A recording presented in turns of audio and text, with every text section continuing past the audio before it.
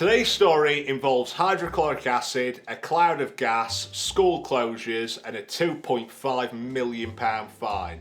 So you know, just your average day in health and safety. Industrial Chemicals Limited. That's got to be a pseudonym. They're not called Industrial Chemicals Limited. I think they are. I thought this was like some kind of cartoon thing. It's like Acme. Yeah, it is. Industrial Chemicals Limited, a chemical manufacturing company in Essex, was recently hit with a huge fine after not one but two uncontrolled acid releases in 2020. The first was in January. 300,000 litres of hydrochloric acid released due to dodgy, poorly maintained pipework. That turned into hydrochloric gas clouds that spread to nearby towns, closing schools and forcing locals to shut windows. It was a bit like a snow day, but a really shit life-threatening one.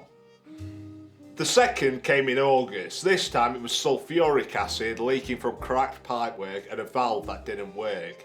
The acid kept leaking for 2 days before they got it under control. So, how did these incidents happen? It's pretty straightforward really. Pipework was corroded and hadn't been inspected properly, valves weren't being maintained, and protective coatings were missing. In other words, this was entirely avoidable.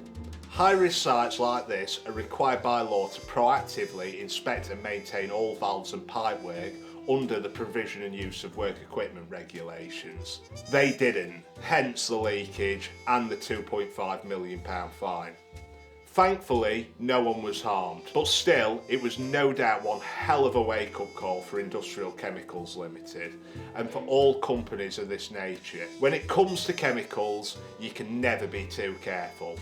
So, to put it bluntly, if your pipework's weeping, your valves are failing, and your last maintenance check was sometime before the pandemic, it might be a good time to give a consultant like iSafe a call.